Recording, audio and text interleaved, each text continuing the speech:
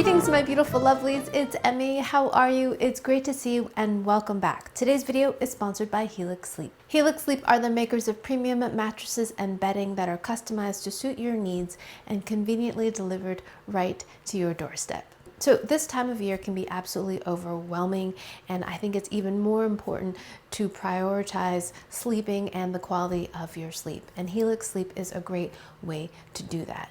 We've had our Helix Sleep mattress now for a couple of years and we're getting terrific sleep. We found the perfect match by taking the Helix Sleep quiz, which is great because finding a mattress can be an overwhelming experience, but Helix Sleep makes it super simple. So I took the sleep quiz and entered my sleeping preferences. For example, I happen to be a side sleeper. I prefer a firmer style mattress, and I share my bed with my husband, who also took the quiz, and the quiz combined our responses to find the perfect match. And we matched with the Helix Sleep Dusk Luxe, and we've been getting terrific sleep. We wake up well rested, our backs feel supported, and it's such a big upgrade from our old mattress, which we inherited, and it served us well, but it was definitely time to be replaced. Besides getting great sleep, what I really like about our Helix Sleep mattress is that it arrived rolled up in a cardboard box. So we were able to maneuver it up a narrow flight of stairs, and the setup was super easy, and I was able to do it myself. And while we love our Helix Sleep mattress, Helix recently sent us their premium mattress topper, which I think is a really great way to upgrade or extend a current mattress. We are currently using it on our guest bed, and our guests report getting great sleep, and it includes the Glacial-Tex technology for a cooler sleep as well. If you live in the US, shipping is free, and all Helix Sleep mattresses come with a 120-night sleep trial to make sure you love it. Also, Helix Sleep wants you to be happy. There are seamless returns and exchanges. So if you'd like to try Helix for yourself, you can click the link down below or head over to helixsleep.com/emmymade and take advantage of their extended Cyber Monday sale. It's 20% off site-wide. Big thanks to Helix Sleep for sponsoring this video and for their continued support so I can make better videos for all of you. Alrighty, my lovelies, today we're going to be making an interesting apple pie. Now, I've made many pies on this channel, including recently where I made a Baja Blast pie. I've made a 3-stacked apple pie. I've made a Sprite pie, which brings us back to today's pie. We are going to be making an appleless pie because we're making it with apple juice. And I say it's related to the Sprite pie because it's essentially the exact recipe. If you want to see the Sprite pie I made 5 years ago, I'll put a link to it down below. But the recipe is practically identical to that pie, but instead of Sprite, we are going to be substituting apple juice. The idea is that we're making an apple pie without the apples. I think it's going to taste delicious after tasting these other pies I've made, including beer pie, hot sauce pies, Coke pie, lots of pies, but they all use this similar technique of some kind of liquid and a thickener. But ultimately what I want to know is, what is this going to taste like? So let's go ahead and get started. So this whole exploration of this type of pie, of having some kind of liquid with some kind of thickener, began with my water pie recipe.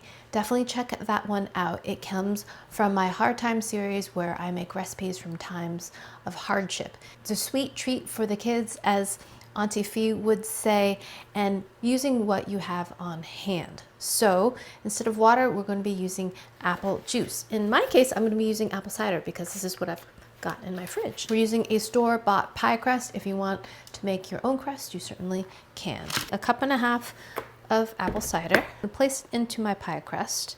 Now, a lot of these recipes that I saw just fill up the pie crust with apple juice, but we're adding other ingredients to this, and displacement is real. 1 cup of sugar. It's going to be pretty sweet. And to that, and this is the part that's going to thicken it into a custard-like texture, 1/4 cup of flour. Whisk that up just to mix. Break up any sugar clumps if we can. We're going to squeeze in half a lemon. This will give it some much needed acidity to balance out all of the sugar we're going to be adding. And a splash of vanilla. I'm going to add about 1/2 teaspoon. Then we're going to take our sugar and flour mixture and sprinkle it over the juice. This reminds me a bit of my mock apple pie, which I made many years ago using crackers. That was also a Hard Times recipe where you take crackers, or Ritz crackers in particular, which are a buttery type of cracker, and you place a syrup along with the crackers, and the crackers absorb the syrup, but they look like apple slices after it's baked. It's kind of incredible. Next, we're going to add some cinnamon. I'm glad I checked that because this does not have a shaker. That would have been terrible. A 1/4 teaspoon of cinnamon, and sprinkle that on top. Finally, we're going to add some pats of butter. I'm going to use about a 1/2 stick of butter.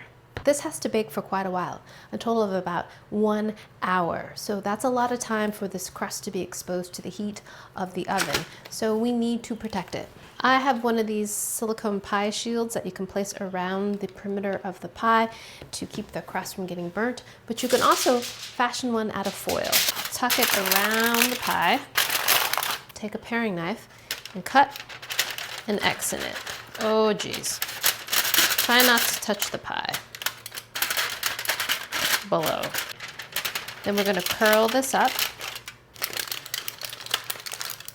There we have a heat shield. Into a preheated 400-degree oven for 1/2 hour. Then we're going to reduce it to 375 and cook it for an additional 30 minutes. And then we're going to allow it to cool to room temperature, then place it in the refrigerator, and we should chill it till it's completely chilled. So since we're making an apple pie, I thought it would be fun to experiment with a cherry pie. And I'm going to make another one of these using the black cherry juice, and instead of vanilla, I'm going to add a few drops of almond extract. This is a classic combination. All right, lovelies, see you in a bit. All right, my lovelies, I am back. It's been a full 12 hours since I placed my cooked pies into the refrigerator. We did so to give them the best chance of setting up. This is the appleless apple juice pie, and the butter has kind of congealed onto the top of it, which isn't all that attractive, but the filling does look set. And here is the cherry version, and that's what it looks like. This one you can see the butter a little bit more clearly because of the contrast of the juice to the butter. So let's give the appleless one a taste first.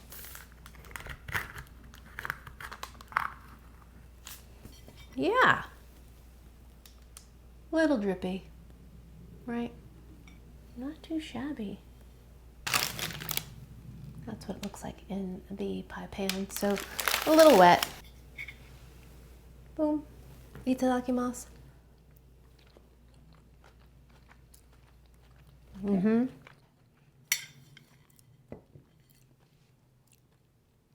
First of all, it's very, very sweet, but it's good. It tastes like those little home run pies. That's what it tastes like. If you've never had a home run pie, you can buy them at the supermarket. They come in this kind of waxed paper, individual servings of pie. I always found them a little bit stodgy, meaning there's just too much crust, because there's a top and bottom crust and then some kind of filling. And this reminds me of that in the sense that it's very, very sweet. There's icing on the pie crust, so it makes the crust even sweeter, but this is super sweet. I can actually feel the sugar kind of crunching in the filling, but it approximates apple pie very nicely. It has all the elements that I associate with apple pie: an appley flavor, sweetness. I can't taste any of the acidity, but that I imagine balanced some of that sugar out. The butter is a good choice in there as well because it adds a little butteriness, a little bit of richness. It makes the crust taste a little bit more homemade. It's very much in the vein of apple pie. Texturally, the filling is soft and is similar to what surrounds the apple pieces when you have a traditional apple pie. A gelled sauciness.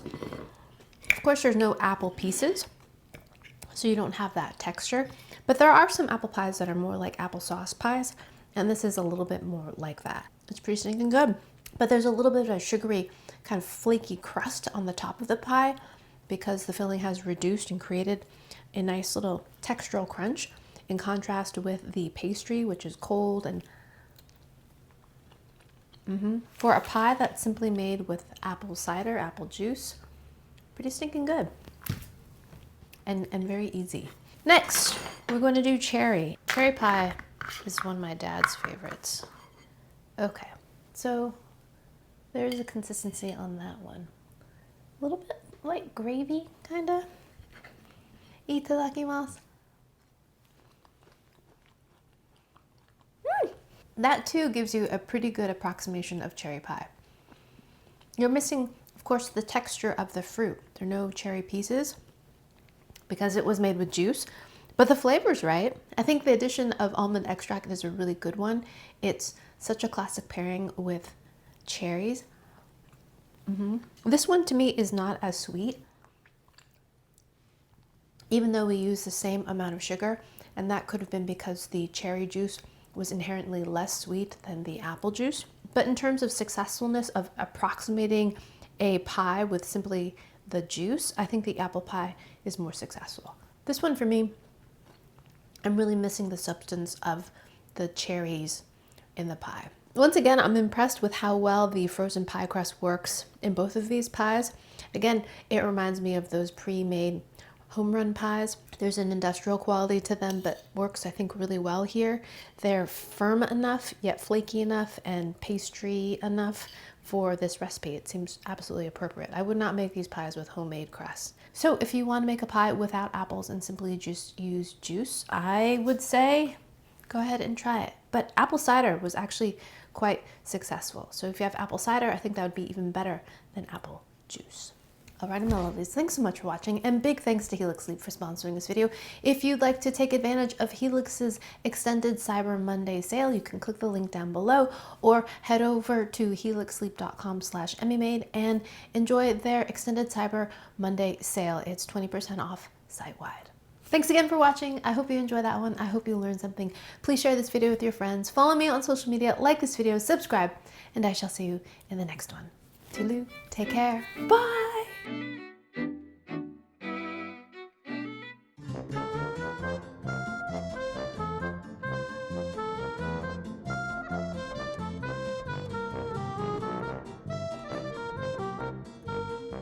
Now I'm gonna see if people can figure out what's up with this pie. What's unusual about this pie?